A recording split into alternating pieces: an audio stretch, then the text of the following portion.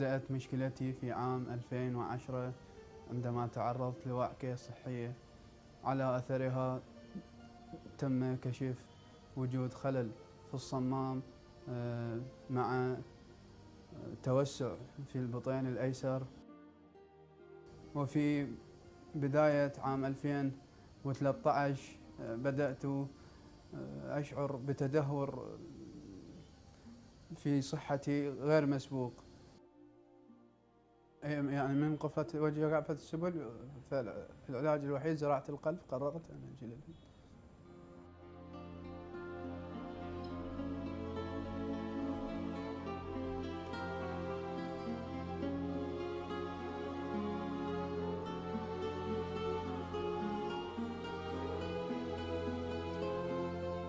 But after 2 years, he became severely breathless. So the Iraqi doctors told nothing can be done in Iraq. So he came to India. He came to India with symptoms of difficulty in breathing even after walking a few steps, and palpitations. And after extensive investigation, it was found that he's suffering from severe heart failure due to a condition called dilated cardiomyopathy, where the pumping action of the heart is very poor. And in his case, compared to a normal of around 60%, the pumping efficiency was around 15%. And both the right and the left ventricle, both the right and left sides of the heart, in fact, were affected. And he also had significant leakage of the left-sided valve called the mitral valve. When we saw him, he was very sick and in fact developed what is called ventricular tachycardia and fibrillation, and at one point in time he required multiple shocks, as many as 15, to try over the night. So we discussed the possibilities with the patient. One was a transplantation of the heart. The other was an artificial heart pump. Our own preference was for heart pump for two reasons. One is he's a young boy, and we felt that there is every possibility that if the heart is supported for some time, it might eventually recover so that he can get his own heart back. So we decided to put a LVAD on these patients. LVADs are nothing but left ventricular assist devices. They pump the blood from the left ventricle to the systemic circulation. So we started on various medications to improve his cardiac output. It also improved his urine output. His symptoms became less. So we prepared him well. Then we took him for surgery. And the surgery was carried out in the month of December, and we put in a pump called the HeartMate 2, which is the best FDA approved pump with the best long-term results in the world. Now HeartMate 2 is a small pump which has got two portions. One is inflow cannula and the other side is the outflow cannula. This is the inflow cannula. This is the HeartMate 2 pump. This is the outflow graft. The outflow graft is sutured into the aorta.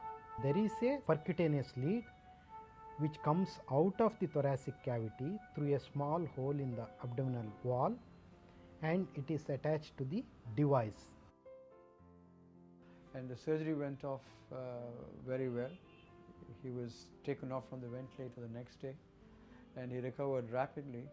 Now at the end of a month, he is able to climb 7 floors in this hospital effortlessly, and he's up and walking about, and he's ready to go back to his country and to lead a normal life.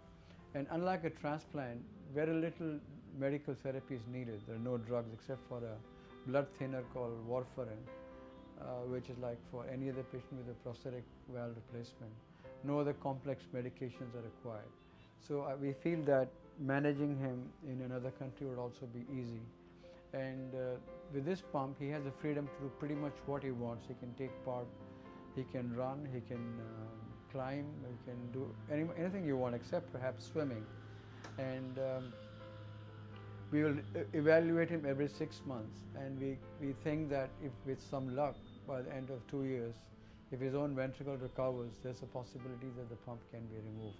If that happens, that would be in his best long-term interest. وأنا الآن أعمل على هذا الجهاز وبصحة جيدة. فقد كان قبل العملية قلبي يضخ حوالي 2 لتر أو أقل من 2 لتر، وهو الآن يضخ حوالي 5 لتر. وعلى العموم أنا الآن بصحة جيدة، وأحسست أني الآن إنسان بشكل كامل وبقلب طبيعي، وهذا ذو فائدة كبيرة، وهذا أملي وهذه. وفي ختام كلامي أحب أن أقدم الشكر الجزيل إلى الدكتور بالا كريشنان وإلى الدكتور راو سوريش والكادر والأطباء الذين عملوا معهم والكادر التمريضي على رأسهم الممرض سوريش. وأشكر إدارة مستشفى فورتيس ملار على هذه الوقفة الإنسانية وتسهيل الجانب المادي، وشكرا.